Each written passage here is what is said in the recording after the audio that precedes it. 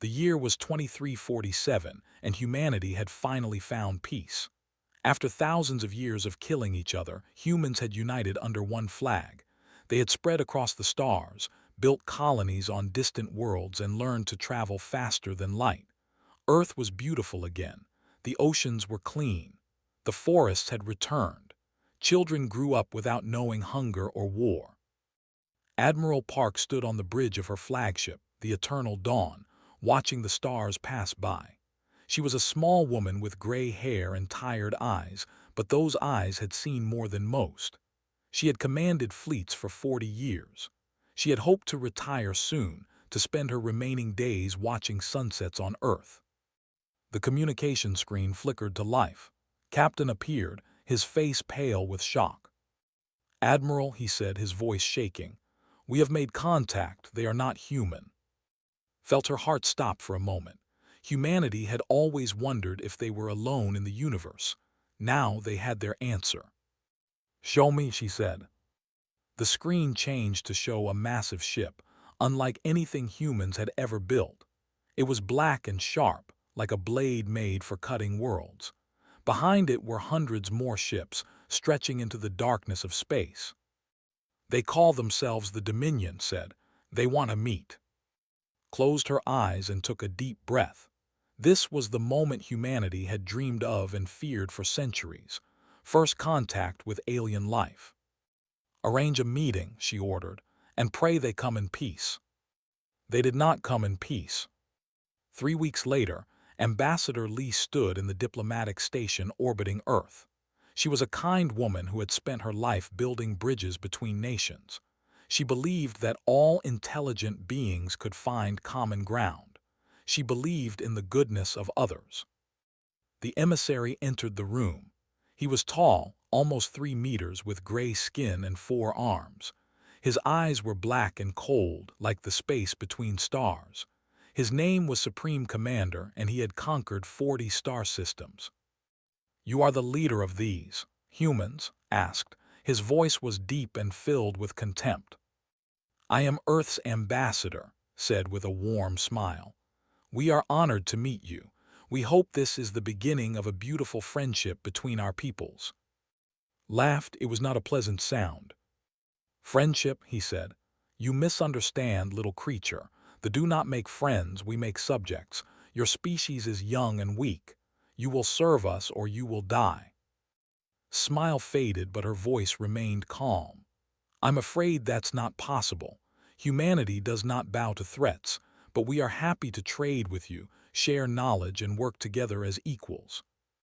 "Equals?" His black eyes narrowed. "You are insects. We have ruled this galaxy for 10,000 years.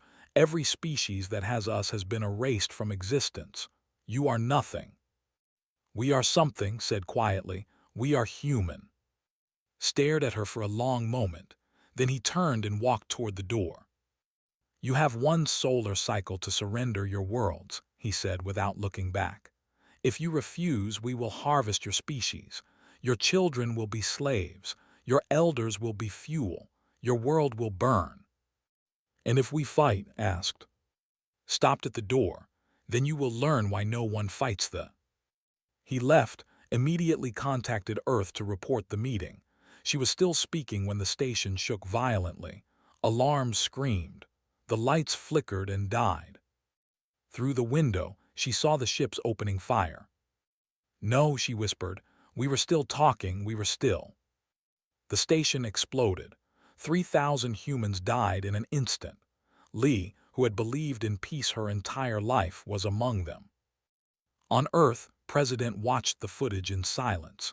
He was an old man with a gentle face and soft voice. He had led humanity through an era of prosperity and hope. He had never wanted war. Around him, the United Earth Council erupted in chaos. Some screamed for revenge. Others cried for peace. Many simply wept. President raised his hand, and the room fell silent. "They killed 3,000 of our people," he said slowly. "They destroyed our diplomats. They threatened our children." He paused and looked at the faces around him. "We offered them our hand in friendship. We offered them trade, knowledge, and respect, and they answered with fire." He stood up, and despite his age, his presence filled the room. "I have spent my life avoiding conflict," he continued. "I believed that war was the failure of imagination, the refuge of the foolish. I still believe that." His voice hardened. "But I also believe that when someone threatens your children, you do not negotiate, you do not beg, you do not surrender." He walked to the window and looked up at the stars. "They think we are weak because we chose peace. They are wrong. We did not choose peace because we forgot how to make war. We chose peace because we remembered too well." He turned back to the council. "For 10,000 years we killed each other. We perfected the art of destruction. We built weapons that could end worlds, and then we put them away because we knew what they could do." He sat back down and folded his hands. "Send a message to the Dominion," he ordered.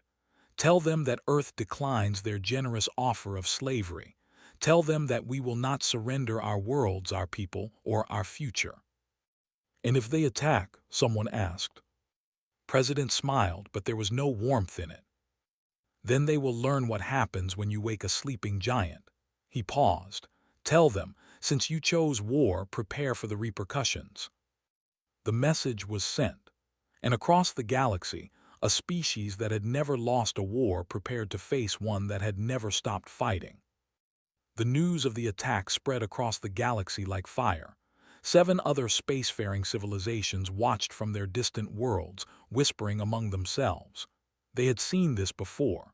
A young species, full of hope and pride, standing against the... They had seen how it ended. It always ended the same way. The collective was the oldest of these civilizations. They had lived among the stars for 100,000 years.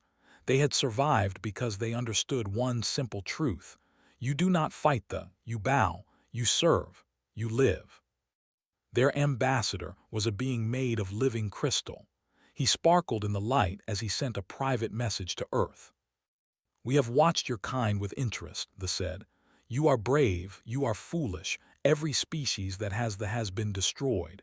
Their names are forgotten, their worlds are dust. Surrender now. Perhaps they will show mercy."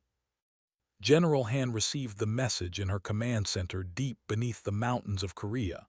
She was a tall woman with sharp eyes and steady hands. She had trained her entire life for a war she hoped would never come. Now it was here. She read this warning and smiled. "Thank you for your concern," she replied. "But you misunderstand something about humans. We don't surrender, we adapt, we overcome, we survive." They paused for a long moment before responding. "Then we will remember you fondly when you are gone." The transmission ended. General Han turned to her staff. "Begin activation of Project Prometheus," she ordered. Deep in the asteroid fields beyond Mars, something stirred. Hidden shipyards built in secret over 2 centuries came to life. Thousands of workers who had trained their whole lives for this moment began assembling weapons that had existed only in blueprints. Humanity had always known this day might come. Even during their golden age of peace, they had prepared. They had studied every war in their history, learned from every mistake, and improved every weapon. They had hoped they would never need them, but they had built them anyway. Doctor stood in the heart of Project Prometheus, watching the ships take shape. He was a quiet man with gentle eyes and nervous hands. He had dedicated his life to creating things that could destroy worlds. He hated himself for it, but he understood why it was necessary. "How many?" General Han asked through the communication screen. 15,000 warships, replied, all armed with technology they have never seen: gravity weapons, nanoswarms, electromagnetic pulse bombs." He paused. "And other things I hope we never have to use." "Will it be enough?" Thought about the question. They had 50,000 ships. They had conquered 40 star systems. They had never lost. "I don't know," he admitted, "but we will make them bleed for every inch they take." On the other side of the solar system, Lieutenant sat in the cockpit of her ship, the Silent Fury. It was a stealth vessel, invisible to sensors, faster than anything they had. She was 26 years old. She had joined the military because her grandmother had told her stories about the old wars, about what happened when good people refused to fight. Her squadron of 12 ships floated in the darkness, waiting. "Mission briefing," came Admiral Park's voice through her earpiece. "They are sending their fleet toward our first colony, New Sol. 12 million people live there. We cannot stop the fleet in time." Felt her stomach drop. "Then what's our mission?" "We're not going to defend New Sol, we're going to strike back." There was ice in the Admiral's voice. "Your squadron will enter space. You will target there." Their heart raced. Are we going to kill civilians?" "No," Admiral Park's voice softened slightly. "We don't do that. We're going to hit their power grids, their communication systems, their food distribution. No deaths, just chaos. We want to show them that distance doesn't protect them, that nowhere is safe." Nodded slowly. This was different from what they destroyed. Humanity would disrupt. "Understood, Admiral. We'll make them regret this." 3 days later, the fleet reached New Sol. Supreme Commander watched from his flagship as his ships rained fire upon the colony. Buildings collapsed. Forests burned. People ran screaming through the streets, looking for shelter that didn't exist. 2 million humans died that day. The last transmission from the colony was captured and broadcast across Earth. It was a child's voice, crying through the static. "Mommy, Mommy, the sky is on fire. Mommy, please come get me, please." The transmission cut to silence. On Earth, President watched the footage. Tears ran down his old face. Around him, generals and admirals stood in shocked silence. "They were families," someone whispered. "Children, they killed children." President wiped his eyes and stood. When he spoke, his voice was steady, but something had changed. The gentle old man was gone. Something harder had taken his place. "Send our response to he said. "What should we say, sir?" President looked at the frozen image on the screen. A burning city, a child's final words. "Tell them, since you chose war, prepare for the repercussions." The message was sent, and in the darkness of space, 12 small ships slipped through borders, carrying humanity's answer. The galaxy watched, waiting for the humans to be crushed like all the others. They were about to be very surprised. It was called Prime.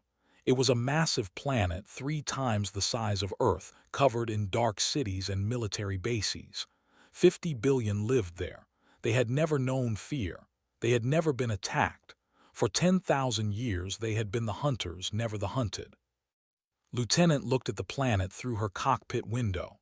It was beautiful in a terrible way, like a predator sleeping. "All ships in position," she said quietly into her communicator. "Beginning operation." Her squadron split into 4 groups.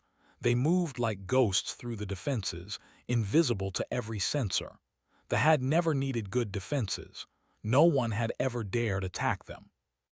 This group targeted the main power station. It was a massive facility that provided energy to half the planet. She took a deep breath and pressed the firing button. A pulse of electromagnetic energy shot from her ship. It hit the power station and spread like lightning. Every system in the facility shut down. Lights went dark. Machines stopped. Across the continent, cities fell into blackness. At the same moment, the other group struck. Communication towers went silent. Food storage facilities lost power, spoiling millions of tons of supplies. Transportation networks crashed. Emergency systems failed. In 30 seconds, Prime was thrown into chaos. Watched the panic spread below her. Emergency lights flickered on. Soldiers ran through the streets looking for an enemy they couldn't find. Alarms screamed. But no one died. "Mission complete," said. "All ships returned to human space." They vanished into the darkness, leaving only confusion behind. Supreme Commander received the news while his fleet was still celebrating the destruction of New Sol. His face turned gray with rage. "How?" he demanded. "How did they reach how did they pass our defenses?" His officers had no answers. This had never happened before. Enemies were supposed to fight fleets, not attack infrastructure. War was supposed to be about destroying ships and conquering planets. The humans weren't following the rules. "Find them," screamed. "Find their ships and destroy them." But the human ships were already gone. General Han received the report of the successful mission with a grim smile. She stood before a holographic map of the galaxy, studying positions. "They don't understand what we're doing," she said to Doctor, who stood beside her. "They've never fought an enemy like us." "What do you mean?" asked. "The fight to conquer. They want territory, resources, slaves. They break their enemies with overwhelming force." She moved her hand across the map, highlighting supply lines. "We fight to end wars. We target weaknesses, disrupt systems, and break their ability to fight. We don't need to destroy their fleet. We just need to make it impossible for them to use it." Nodded slowly. "So we're not trying to beat them in battle." "Not yet. First, we're going to make them afraid. Then we're going to make them doubt. And then, when they're scared and confused, we'll offer them a choice." "What choice?" General Han's eyes were cold. "Peace or extinction." Over the next 3 weeks, humanity struck again and again. They attacked supply ships, leaving fleets without food or fuel. They hacked communication systems, spreading false orders that sent squadrons flying in circles. They disabled weapons factories, slowing production to a crawl. And always, they avoided killing when possible. Every disabled ship received the same message from Admiral Park: "Your crew is unharmed. Your vessel is disabled. You will be returned to your space. Tell your leaders this is mercy. Do not test us again." They didn't know how to respond. Mercy was weakness in their culture, but the humans weren't acting weak. They were acting terrifying. They appeared from nowhere, struck without warning, and vanished before anyone could respond. And they let their enemies live to tell the story. Fear began to spread through the Dominion. The other galactic civilizations watched in amazement. The ambassador contacted Earth again. "We do not understand," he said. "You have the power to kill millions. Why do you hold back?" President answered personally. "Because we are not the. We do not measure strength by how many we can destroy. We measure it by how many we can save. This is foolishness. They will never respect mercy. They will only come harder." "Perhaps," President agreed. "But when this is over, I want to be able to look at myself in the mirror. I want to know that we did everything possible to avoid unnecessary death, even theirs." There was silence for a long time. Finally, he spoke. "You are strange creatures. Perhaps you will die, but you will die with honor." Supreme Commander made his decision. The humans had embarrassed him. They had made the look weak. This could not stand. He gathered every ship in the Dominion. 50,000 warships, the largest fleet ever assembled. He would lead them personally to Earth and burn it to ash. He would kill every human, destroy every colony, and wipe their species from existence. "They want war," he announced to his commanders. "We will give them extinction." The fleet began its journey toward Earth. The final battle was coming. On Earth, General Han watched the approaching fleet on her displays. 50,000 ships, more than anyone had ever faced. She smiled. "They're coming," she said to Admiral Park. "All of them." "Good," the Admiral replied. "That means they're desperate. Desperate enemies make mistakes." Captain stepped forward. He had survived the first contact disaster. He had watched his friends die. He had been waiting for this moment. "Let me lead the defense," he said. "I owe them." Admiral Park nodded. "The fleet is yours, Captain. Make them remember us." Looked at the holographic display, at the wall of red dots approaching Earth. "Oh," he said quietly, "they'll remember." The fleet entered the Sol system like a dark cloud swallowing stars. 50,000 warships stretched across the void, blocking the light of distant suns. Supreme Commander stood on the bridge of his flagship, the Wrath of Dominion, watching Earth grow larger on his screen. "Scan for enemy ships," he ordered. His officers obeyed. After a moment they reported. 2,000 human vessels detected. They are holding position near Earth. Laughed, it echoed through the bridge like thunder. 2,000 against 50,000. These creatures truly are insects. He leaned forward in his command chair. "All ships, advance. We will crush them and then burn their world." The fleet moved forward like a wave of death. Victory was certain. The humans were outnumbered 25 to 1. This would be easy. Then everything went wrong. Captain watched the approach from his ship, the Morning Star. Around him, his crew worked in tense silence. Every screen showed the massive enemy fleet closing in. "They're entering the trap zone," his tactical officer reported. Nodded, "Wait for it, let them come deeper." The fleet pushed forward, confident and careless. They passed the orbit of Mars. They passed the asteroid belt. They entered the space between Mars and Earth, the killing ground humanity had prepared. Now said. Across the solar system, hidden devices activated. They had been placed on asteroids, moons, and space debris over months of secret work. They were gravity generators, capable of creating massive gravity wells that trapped everything nearby. The fleet suddenly found itself unable to move. Ships that had been flying in perfect formation were pulled in different directions. Some crashed into each other. Others spun helplessly. The beautiful wall of warships became a scattered mess of confusion. "What is happening?" screamed. "What is this?" Before anyone could answer, new contacts appeared on sensors. Not 2,000 ships, 15,000. They emerged from hiding spots behind asteroids and moons, rising like ghosts from the darkness. "They tricked us," an officer whispered. The human fleet attacked. Lieutenant led her stealth squadron directly toward the flagship. Her ships were fast and invisible, slipping through the chaos like shadows through fog. "Target their engines," she ordered. "Don't destroy the ship, just stop it." Her squadron fired. Precision weapons hit the Wrath of Dominion's engines, disabling them one by one. The massive ship shuddered and went still. "Flagship neutralized," reported. "Supreme Commander is trapped." Across the battlefield, the human strategy became clear. They weren't trying to destroy the fleet. They were dismantling it piece by piece. Gravity wells held ships in place, while human vessels disabled their weapons and engines. Nanoswarms invaded systems, shutting down power without causing explosions. Electromagnetic pulses silenced weapons before they could fire. Admiral Park coordinated from Earth's orbital command center, her voice calm and steady. "Focus on command ships first. Break their leadership, make them confused."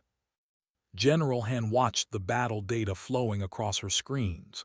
"They're panicking. They've never faced anything like this." They tried to fight back. Their weapons were powerful, and many human ships fell to their attacks. 800 human vessels were destroyed in the first hour. 12,000 humans died. But for every human ship that fell, 10 ships were disabled. Captain flew through the heart of the battle, his ship dodging enemy fire with impossible grace. He had trained for this his entire life. He had imagined this moment 1,000 times. "For the colony," he whispered, thinking of New Seoul, "for the children." His ship destroyed a weapons platform that was targeting civilian transports, then another, then another. After 6 hours, the battle was over. 30,000 ships floated dead in space, their crews alive but helpless. 15,000 more had been completely destroyed, only those who refused to surrender, who kept fighting until the end. Humanity had lost 847 ships and 12,000 lives. They had lost an empire. Supreme Commander was brought to Earth's orbital station in restraints. He was taken to a simple room where President waited alone. The two leaders faced each other, the old human, the ancient conqueror, two very different kinds of power. "How?" demanded, his voice was broken. You are children. You have been in space for barely 300 years. We have ruled for 10,000. How did you defeat us?" President poured 2 cups of tea and offered one too. They stared at it in confusion but took it. "We are children," President agreed. "But we are children who grew up fighting ourselves. For 10,000 years, the same length of your empire, we perfected the art of killing. We built weapons that could end worlds. We fought wars that killed hundreds of millions." He sipped his tea calmly. "Every horror you can imagine, we have already done to ourselves. And then we chose to stop, not because we forgot how to kill, but because we remembered too well." Was silent for a long moment. "You could have destroyed us completely. Your weapons could have killed billions." "Yes. Why didn't you?" President set down his cup. "Because that is not who we want to be. We had a choice. Become monsters to defeat monsters or find another way. We chose another way." "What will you do with us now? Execute me. Enslave my people." President smiled, and for the first time there was warmth in it. "We're going to let you go."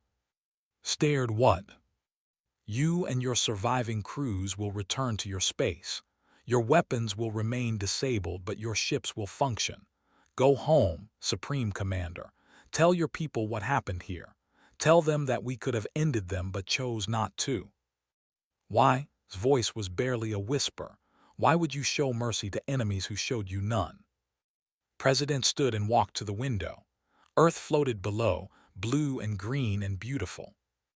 "Because someone has to be first," he said quietly. "Someone has to break the cycle of revenge. Someone has to choose peace even when war is easier." He looked back at, "Today, we choose to be that someone." The surviving fleet limped home, carrying a message no one in the galaxy had ever heard before. "We could have destroyed you. We chose not to. Remember this."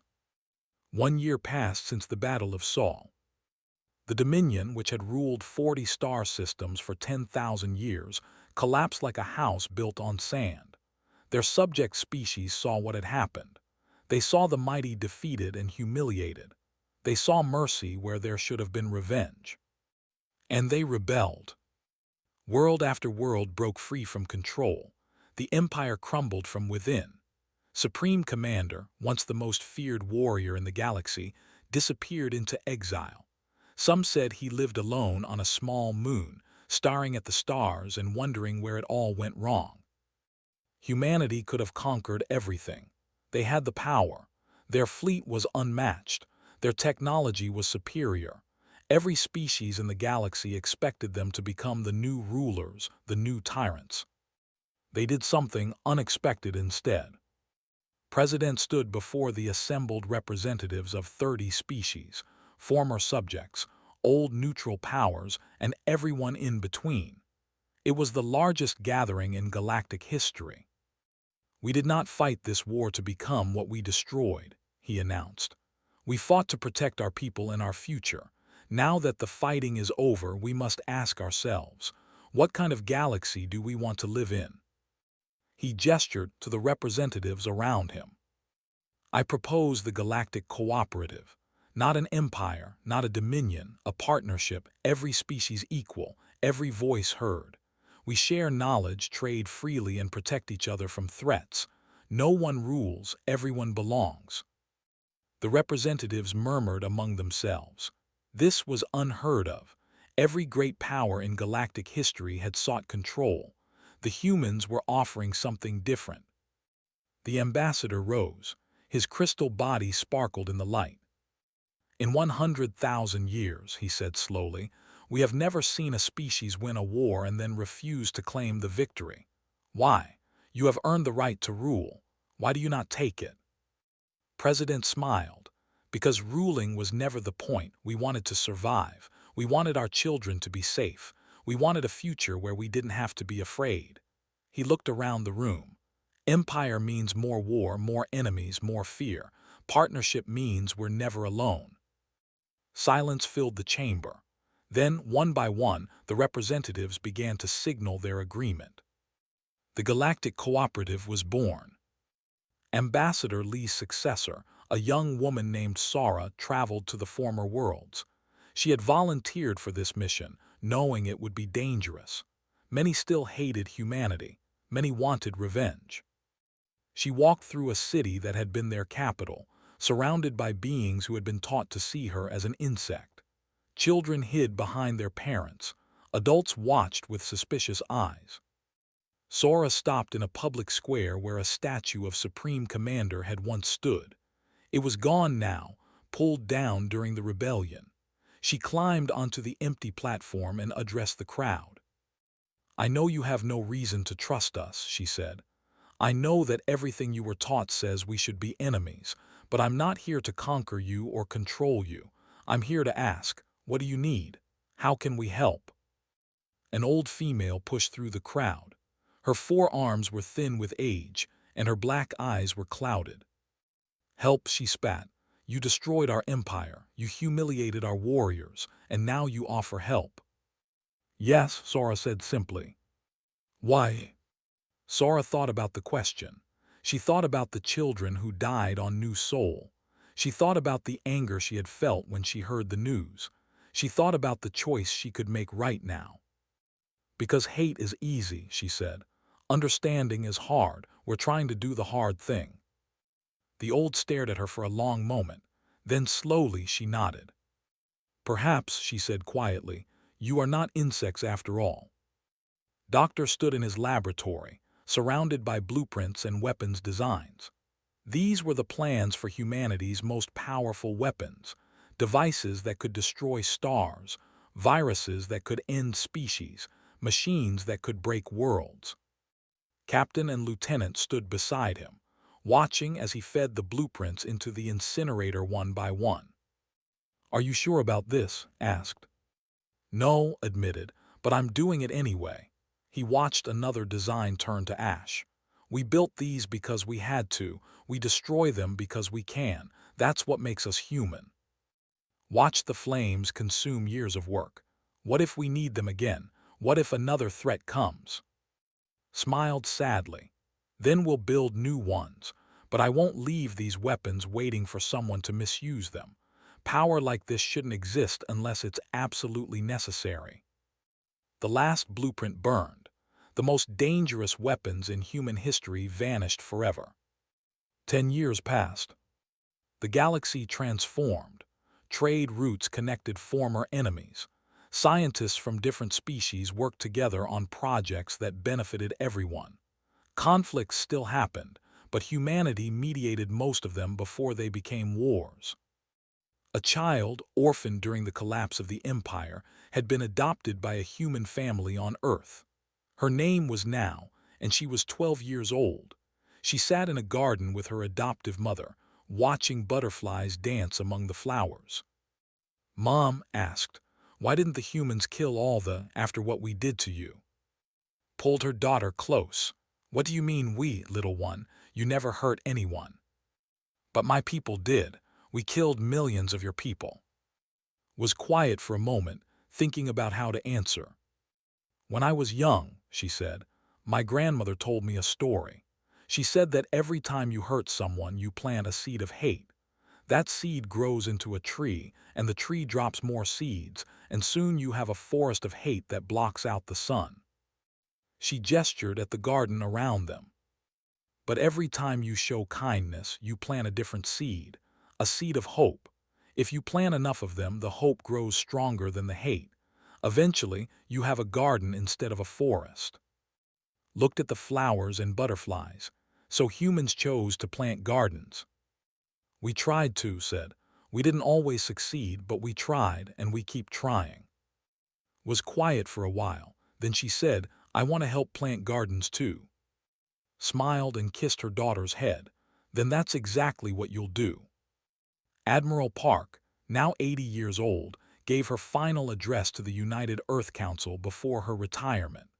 The room was filled with military officers, politicians, and representatives from a dozen species who had come to pay respects.